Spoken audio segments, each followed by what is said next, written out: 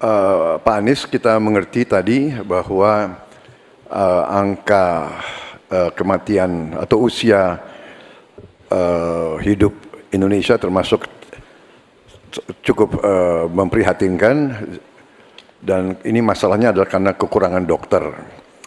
Apakah Bapak setuju dengan gagasan saya untuk secara besar-besaran mengirim 10.000 anak-anak kita ke luar negeri dengan beasiswa penuh untuk belajar kedokteran dan sains, teknologi, dan engineering mathematics sebagai langkah darurat untuk mengatasi kesulitan ini dalam waktu yang sesingkat-singkatnya.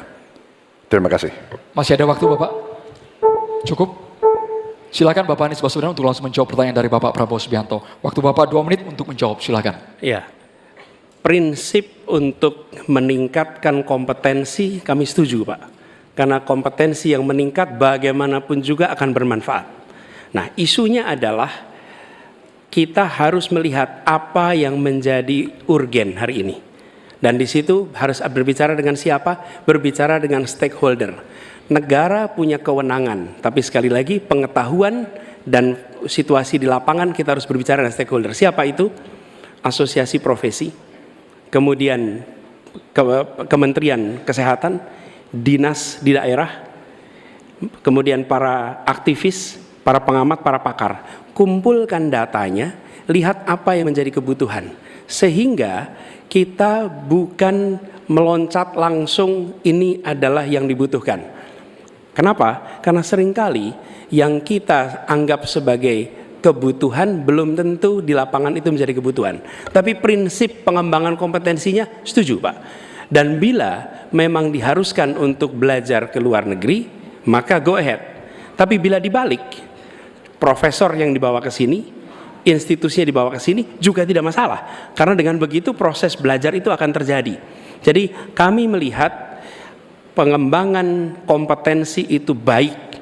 Jangan tapinya memastikan sesuai dengan data yang ada supaya apa yang kita investasikan bisa menjawab kebutuhan. Jadi ada unsur pentingnya, ada unsur urgensinya.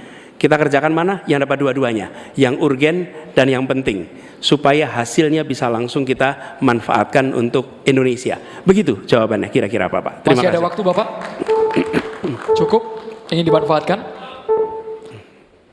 Kami persilakan kepada Bapak Prabowo untuk langsung menanggapi jawaban dari Bapak Anies Baswedan. Waktu Bapak 1 menit. Baik, saya kira Pak Anies, saya kira masalahnya adalah datanya sudah cukup jelas bahwa kita kekurangan 140.000 dokter.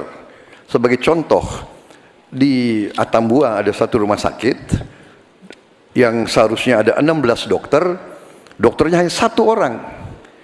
Jadi dia kewalahan, dia harus melayani 3 kabupaten. Jadi bagaimanapun pemerintah saya kira harus ambil tindakan-tindakan yang cukup darurat.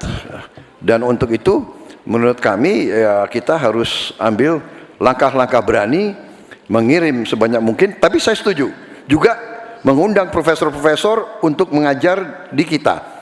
Jadi saya usulkan bahwa dari 92 fakultas kedokteran kita tingkatkan menjadi 300 fakultas kedokteran. Jadi saya kira usul Pak Anies baik juga mengundang profesor waktunya ke Indonesia. Bapak. Terima kasih. Terima kasih, waktunya habis. Kami persilakan Bapak Anies Baswedan untuk menanggapi jawaban dari Bapak Prabowo. Waktu Bapak 1 menit. Baik, terima kasih. Jadi, tapi ini juga Pak Prabowo yang saya hormati, kita banyak memberikan perhatian pada aspek kuratifnya. Itu memang betul, harus dikerjakan. Tapi jangan lupa aspek preventifnya. Dan ketika bicara aspek kuratif ada 2. Satu adalah soft infrastructure, tadi tenaga medisnya. Yang kedua hard infrastructure-nya. Apa itu? Misalnya nih, 15 dari 38 provinsi belum memiliki rumah sakit kelas A. Ini harus dibangun. Kemudian 171 kecamatan di 8 provinsi ini belum memiliki puskesmas. Jadi kita harus memikirkan dua-duanya Pak.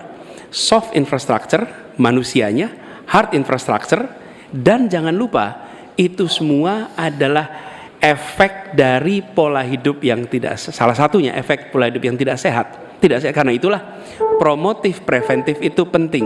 Sehingga kita tidak hanya mengobati tapi juga mencegah. Demikian. Baik, Ya. terima kasih Bapak. Baik, berakhir sudah sesi tanya jawab antar calon presiden. Kita masih akan lanjutkan lagi, tapi silakan beri tepuk tangan yang meriah dulu untuk sesi tanya jawab 3 calon presiden ini. Oke.